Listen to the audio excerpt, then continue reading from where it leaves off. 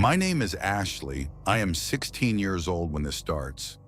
And I want to tell you about the man who sat outside our house in his car every single night for almost 2 years. From 6 in the evening until 4 in the morning. Just sitting there, watching our windows, blasting music we could hear through the walls while we tried to sleep. Subscribe before we get into this. Drop a comment telling me where you are watching from tonight, because I have 3 stories about what it feels like when someone decides that your ordinary life belongs to them. Let me start with mine. My family lives in a small town in the kind of neighborhood where everybody knows everybody. My parent worked at the local water district. That detail matters, because this whole thing started with a dispute over a garden hose. Our neighbor had a fight with a different neighbor, nothing major. A property line dispute or something similar. His response was to turn every hose he owned on their yard and flood it. Water waste violation, fine issued, standard consequence for a stupid decision. But instead of accepting the consequence, the neighbor drove to the water district and showed up at the front desk demanding to speak to whoever was in charge. He dropped my parents' name, said they were acquaintances, used the name as leverage to try to get the fine dismissed. My parent came home that afternoon and told the neighbor that even if family had done the same thing, the fine would still stand. He was not going to make exceptions. The neighbor repeated my parents' name and the name of the front desk staff member to their face and said it was now personal. Then he left. Nobody took it seriously at first. Adults have disputes. Adults escalate disputes. Adults usually cool down. This one did not cool down. We started seeing him around. Not in the neighborhood, around. The DMV when my parent went to renew a license. The grocery store when my sister and I went for the weekly run. My job when I was working a Saturday shift. He was always just there, just present in the background. Never saying anything, never approaching, just appearing. It felt like coincidence for about a week. Then the phone call started. The classic kind, unknown number. You answer and hear breathing, sometimes silence, sometimes something that might have been a voice just far enough away to be unclear. Every time you said hello, the line went dead. It went on for days, then weeks. Still, we told ourselves it was annoying rather than dangerous. People make prank calls. People hold grudges. It would blow over. It did not blow over. He started parking across the street from our house, not driving past, not stopping briefly. Parking. His car would appear around 6 in the evening, and it would still be there at 4 in the morning when my parent got up to check. Every time, night after night, he would sit in the driver's seat with the windows cracked and blast music loud enough that we could feel it through the walls of our house. Not loud enough to call the police for a noise violation, just loud enough to remind us he was there. I want to tell you what it does to a person to know someone is sitting outside your house watching it in the dark. You stop feeling comfortable changing clothes in your own bedroom because you become suddenly viscerally aware of your windows. You start calculating sightlines. You figure out which parts of which rooms are visible from the street, and you start avoiding them. You become a stranger in your own home, moving around the edges of spaces you used to occupy without thinking. I was 16. I stopped being able to sleep normally. I would lie in bed listening to the bass from his car and stare at the ceiling. We called the police multiple times. Every time the same answer. Unless a specific verbal threat had been made or someone had been physically harmed, there was nothing they could do. Parking on a public street was legal. Listening to music in a car was legal. Watching a house from a public road was legal. The system had no mechanism for what he was doing, which was making us prisoners inside our own home, while technically doing nothing illegal. He escalated. My sister and her partner were coming home from a date one evening when his car accelerated hard from its parked position and came up onto the sidewalk directly toward them.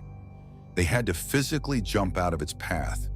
He kept driving, No brake lights, no acknowledgement. When my parent confronted him in the street about it afterward, he called the police and reported that we were harassing him. The responding officers came and asked us why we were bothering the neighbor. I will never fully understand that moment. Around Christmas of that year, my parent had a brain aneurysm. My family was at the hospital around the clock. My other parent had been there for days. I managed to convince them to come home for a few hours to shower and eat. We were sitting at the kitchen table at around 9 in the evening when there was a knock at the front door. A man in dirty clothes was standing on our porch holding a wrapped gift. He said he was making a delivery on behalf of someone, but could not say who. He handed the package over and left quickly. We stood in the kitchen looking at it for a long moment. Nobody wanted to touch it. My parent eventually opened it. Inside was a 17-page document, typed, full of grammatical errors. It laid out the supposed legal grounds for a lawsuit against my parent, who was currently in a hospital bed across town fighting for their life. He had typed 17 pages of fake legal documents and had them hand-delivered to our house on Christmas while my parent was in the hospital. I was not afraid of the document itself. Even at 16, I could see it was fabricated. What terrified me was what the document represented. This man had sat down at his computer and typed 17 pages because of a water fine. He had spent hours of his time on this. He had hired someone to deliver it. He had specifically chosen Christmas evening, the moment when our family was most vulnerable, to make this move. That level of fixation is not rational. You cannot reason with it. You cannot wait it out. You can only try to survive it. After that, he began staging phone calls in front of our house. He would pace next to his car and speak loudly into his phone, making sure we could hear through our windows. What he said was specific. He talked about my parents' hospital room. He talked about where my siblings and I went to school. He talked about where I worked and what my shift schedule was, and how easy it would be to access me. Every word was designed to reach us through the walls. At the time I was working a closing shift that ended around 1 in the morning. He began following me home, not just from work.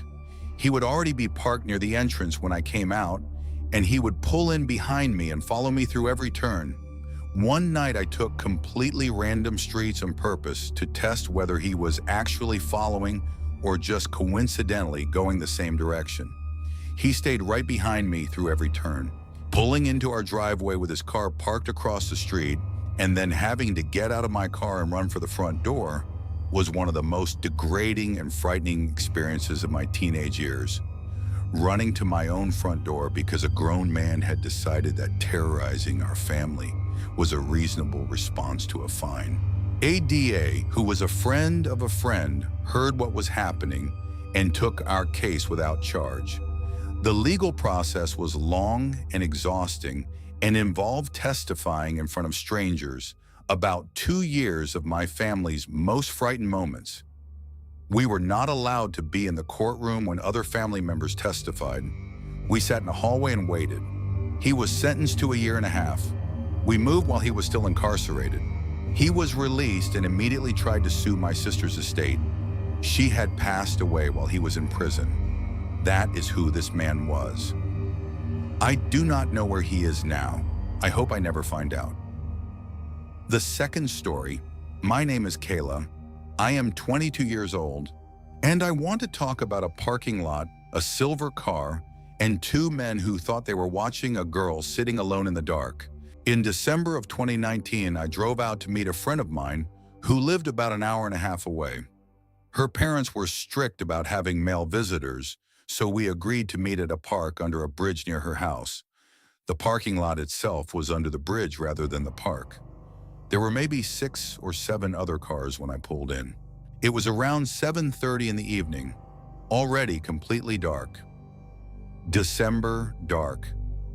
I parked in a spot somewhat removed from the other cars and texted her. She was in one of the nearby vehicles and walked over. We hugged and I got into her passenger seat. We talked and caught up for about 25 minutes. I am tall and I was cramped in the front seat, so I put my seat all the way back.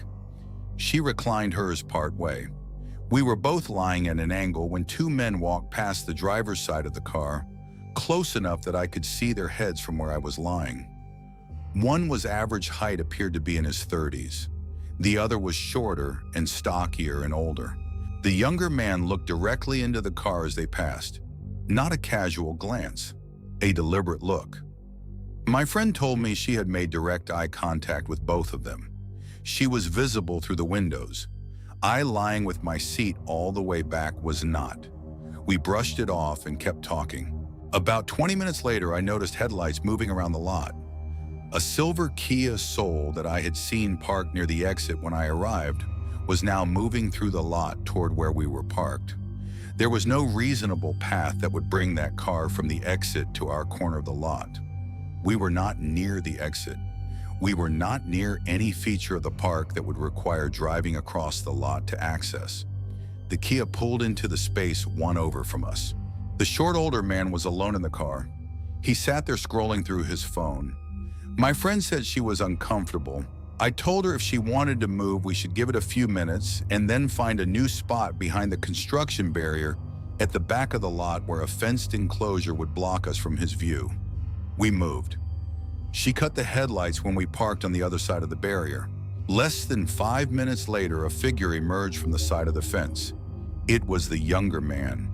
He walked past my side of the car, but was far enough away that I could tell myself he was probably just cutting through to use a dark patch of grass as a bathroom. 30 seconds later, my friend told me he was coming back. By the time I sat up, he had passed us again. She said he was looking directly into the car as he went by. I put my seat all the way up. We sat back there for another 45 minutes. We had moved to the back seat by that point for more room, and we were both starting to relax and forget about the whole thing when I saw headlights. The silver Kia Soul had come around the fence. There was no reason for that car to be in the back corner of the lot behind the construction barrier unless it was specifically looking for where we had moved. The lot had one entrance and one exit. He had been near the exit. We had moved to the most concealed spot available. He had found us. His headlights hit our car directly. Then he switched them off. He parked next to us. My face went hot in the specific way that happens when fear converts to anger. I got in the driver's seat, rolled down the window, and looked directly at him. His face was dimly lit by his dashboard. When his eyes moved to mine, he looked startled, genuinely caught off guard. I asked him if he had a problem. He said nothing. He typed something on his phone, put the car in reverse, and drove out of the lot. When I got out to watch where he went, I saw the younger man get into the passenger seat at the exit. They left together. I drove my friend to her car and then followed her to a more populated area. For weeks, I could not piece together what they had wanted. Then I was telling the story to another friend, and it clicked. Every time those men came close to our car, my seat was either fully reclined or I was in the back seat and low enough that the light outside was not catching me. My friend was always upright and clearly visible. They did not know I was there. They thought they were watching a girl sitting alone in a dark parking lot. That is the only framework in which the silver Kia driving around the back of a construction barrier makes sense. That is the only framework in which the younger man walking past twice and looking in makes sense. They were checking whether she was alone. They were confirming whether it was safe to act. I do not know what they intended. I have theories I do not want to speak aloud because once you say them, they become more real. What I know is that when I confronted the man in the car, he looked startled in the specific way someone looks when a situation has not gone according to plan. I am very glad I was in that passenger seat. The third story. My name is Marissa. I am a 22-year-old woman. I live in an apartment in a gated complex in a suburb with low crime rates. I had no particular reason to be afraid when I stopped at a gas station on my way to work one winter morning. The lot was empty when I pulled in. A semi-truck was parked near the doors. Employee cars along the side.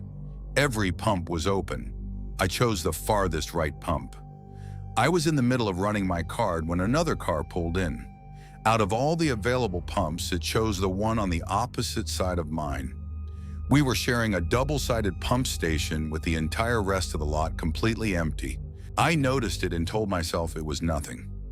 Bad pandemic manners, nothing more. I heard them swiping their card. I had my back to them because I did not want to make awkward eye contact with a stranger at 6 in the morning. I stood there waiting for my tank to fill, kept my back turned, told myself I was being paranoid, told myself there was no reason to feel what I was feeling. When my receipt printed, I looked up. A man was peering around the corner of the pump directly at me, not past me, not in my general direction, at me, sustained and unblinking in a way that registered as wrong before I had finished processing what I was looking at. His eyes had a quality I do not know how to describe precisely, except to say that they communicated a complete absence of concern about being seen looking. Most people, when you catch them staring, look away. The social reflex kicks in. His did not. He held the eye contact without moving or speaking. I opened my car door quickly. As I moved, he shifted his head, tilting it to look past my shoulder and into the interior of my car. He was checking whether I was alone. I used my body to block the view of the inside of the car and closed the door and locked it. My side windows were still mostly iced over from the morning. There was a single strip of clear glass along the driver's window where I had tried to roll it down earlier to wipe it off. A thin vertical strip of visibility. I buckled my seatbelt and looked through that strip of clear glass. He had moved closer. I could see more of him now. Tall, dark hair. Well built in a way that I registered not as attractive, but as a physical calculation of how quickly I could or could not do something about this if it came to that. He was still watching me. I started the car and left. I drove to work on a route I had never taken before. I did not go directly. I took turns that did not make geographic sense and watched my mirrors for several minutes to make sure I was not being followed. Only when I was certain did I go to the building I needed to go to. I sat in the parking lot for a few minutes before going in. My hands were steady, but my heart was still elevated in that particular way. It stays elevated after something happens that your brain has decided was a real threat. Not a perceived one, a real one. I do not know who that man was. I do not know what he would have done if I had not gotten in my car quickly. I do not know if he followed people from that gas station. I do not know if he had done this before, and I just happened to be that morning's person. What I know is that there is a specific kind of attention that communicates intent before anything is said or done. It is not a stare, it is an assessment. There is a difference between a person who looks at you and a person who is evaluating you. That morning I was being evaluated.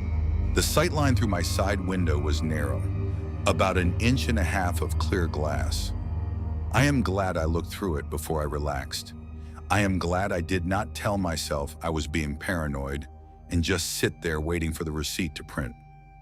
I changed my route to work for the following 2 weeks. 3 stories tonight. Ashley, who spent 2 years being watched from across the street by a man who had decided her family owed him something. Me and my friend in a parking lot watched by 2 men who did not know there was a second person in the car. And Marissa alone at a gas pump at 6 in the morning with a man peering around a column who did not look away when she caught him. None of these situations looked like danger before they looked like danger. The neighbor started as an annoying dispute. The men in the parking lot looked like 2 guys walking through at first. The man at the pump looked like a stranger standing too close. The thing about real danger, the kind that happens to real people in real places, is that it usually starts as something you talk yourself out of taking seriously. It arrives wearing the ordinary face of a neighbor or a car in a lot or a person at a pump. And by the time it drops the ordinary face, you have already been inside it for a while. Pay attention to the feeling that arrives before the explanation. Ashley's family kept waiting for something to cross a legal threshold, while the man was sitting outside their house every night. I noticed the car moving through the lot toward us and told myself it was probably nothing. Marissa stood with her back turned because she did not want to seem rude. The feeling was right each time. Trust the feeling earlier than feels necessary, because by the time it feels necessary, you are usually already further in than you know.